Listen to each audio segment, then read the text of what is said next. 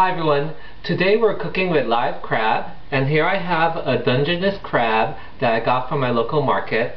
I got it live and then I just pretty much cleaned it and killed it myself. So all I had to do was take off the cap, and all the sort of guts was taken out, and I cut it into segments, which will make it really easy to cook and then eat at the same time. So today I'm going to make a very simple recipe where all it's going to involve is just garlic, butter, and just roasting it in the oven. So really simple. Now before I put it into the oven, what I want to do is also get some of the pieces going, after I cut it into segments. So what I usually like to do is I put a few pieces on the cutting board, and then I cover it up with a kitchen cloth, and then I get a hammer, because I'm just going to crack it a little bit just so that it gets some parts exposed, so when it's seeping in the butter, and I'm going to put some wine too, it'll sort of infuse that flavor.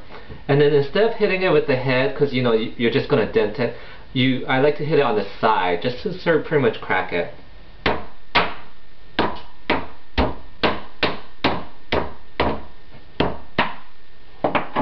Okay, and I don't know if you can see it, so there's some cracks on it, and this actually helps when you're eating the crab too after it's cooked, because it's already partly cracked, so it's easier to sort of get to the meat.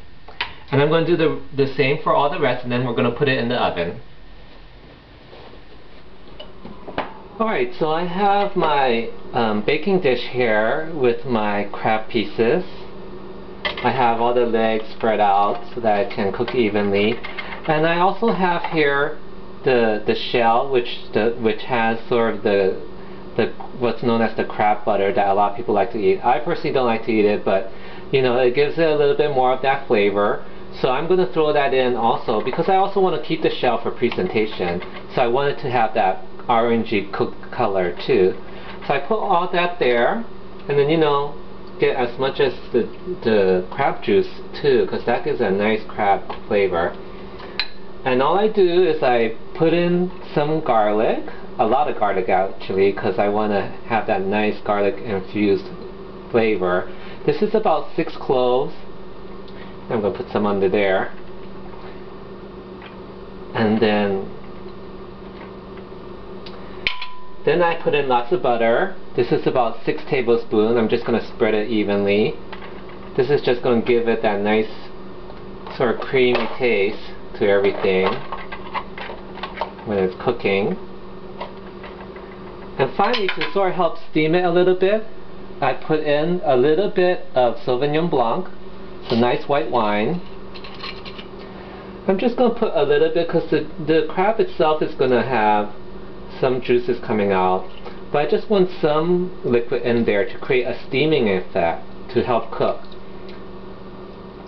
That should probably do it.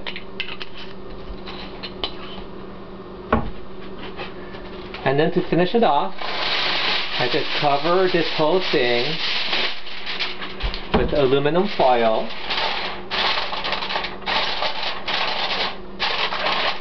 and then I put it in the oven for about 20 minutes. I preheated my oven to about 400 degrees, and that's the temperature I'm going to bake it for 20 minutes, and then it should be done.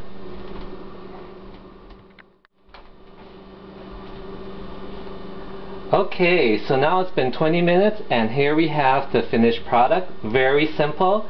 We have our nice crab and that nice orange color to know that it's done. And then it's surrounded, it's sitting in its own juices, mixed in with the garlic and the wine and the butter. You can sort of dip your crab when you bite into it. So I'm going to serve it in the baking dish just like this. Maybe I might top it off with some parsley, just some green to kind of dress it up. And then there we have it, our garlic, butter, wine, crab. Yum.